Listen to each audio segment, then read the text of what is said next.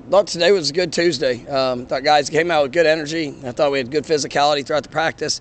Trying to set a couple of different things, atmosphere. A few periods where we didn't have the same outside influence. Trying to going back on the road. We got to prepare ourselves for all situations. For the momentum swings that we faced. We've seen that already at this point. We played three games. They're away from home, and there's been really good moments, but we need 60 minutes, and so trying to change it up a little bit on the guys. But I thought they came out with a good attitude. Meetings were really good this morning. Obviously, things we're going to have to clean up. Still being the first day of introducing some of the looks of what we're going to see and what we could possibly face. But I thought the guys had the right mindset and approach, and I thought I was pleased with the work. It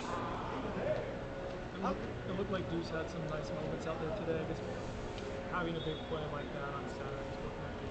Yeah, it just continue to get better, I think Deuce is, he's done some really good things, in his growth and development. It's great to see him out on the great stage and, to be able to perform and, obviously it gives you confidence because you grow in confidence through your experience. And he's done some good things at receiver. He's obviously carried that over today, and you can see, like I said, Sunday night I could see a little different balance in him.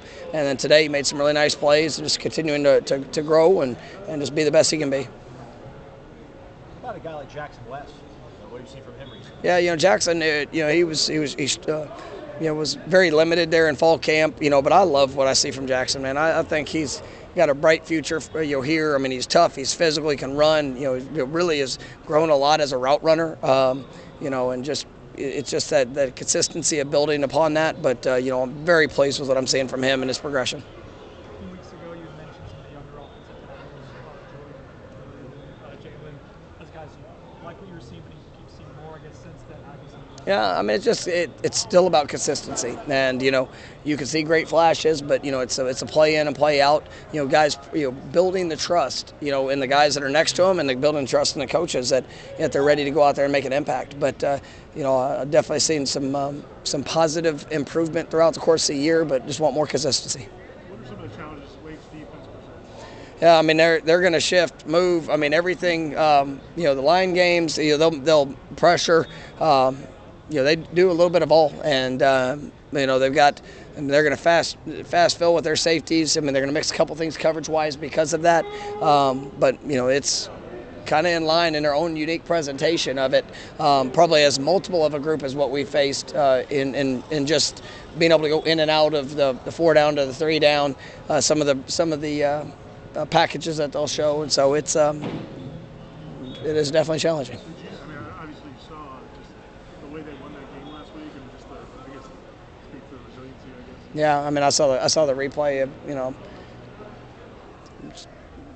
gotta do all things. It's hard to win games, and when you find a moment, they obviously got an opportunity. There with the 2-minute drive, and they went down and executed. And I know Pitt has to be pretty sick about it just for how it played, and it's one of those challenging things. It happened to us last year in our last regular season game where trying to avoid contact and a big hit, but classified as a slide and went back to the 1-yard line. So we've had that happen to us a few times, and it's a challenge. But I tell you, it speaks to Wake for how they responded. They got a third-string quarterback goes in 2-minute drive, and to find a way to win it at the end, that was impressive.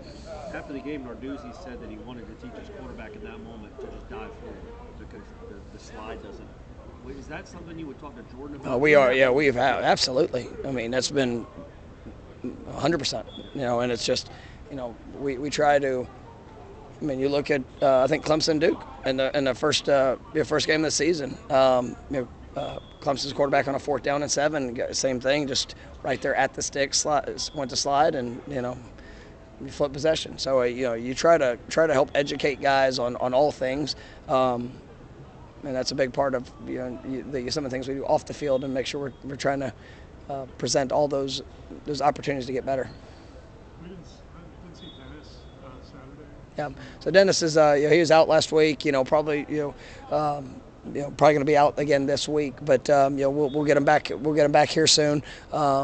It's just unavailable, but had a little got banged up a little bit. But Dennis has played really well. Obviously, it tests a little bit of the depth of what we have. But I like that group, and I think Malcolm Ray's a guy that's really kind of come along.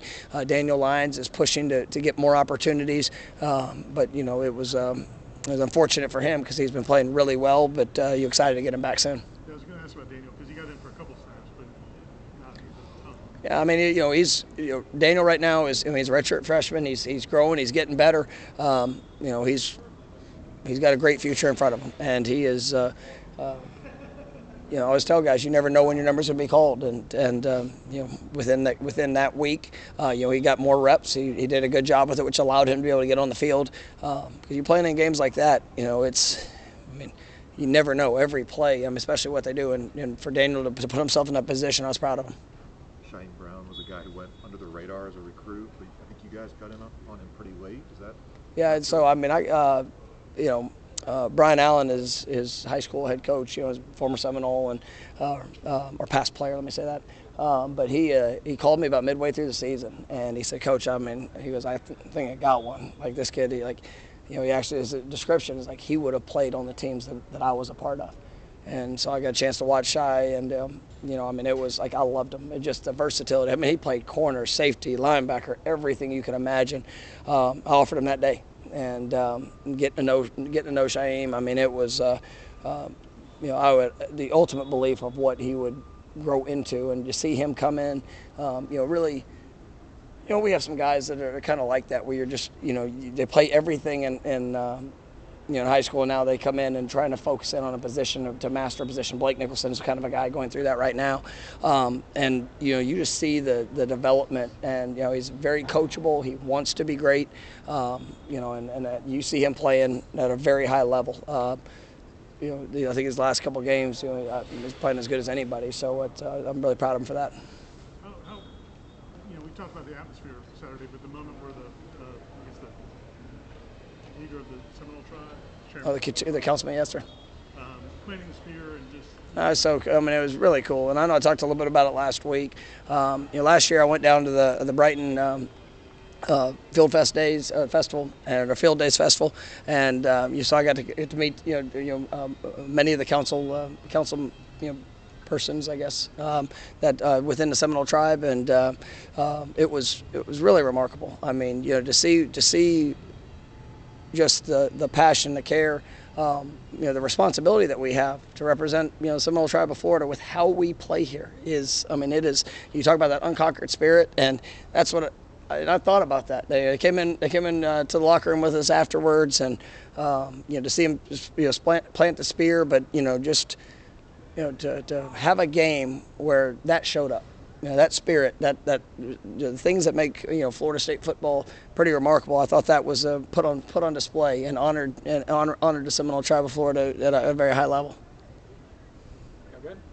Thanks, Coach. Thank you.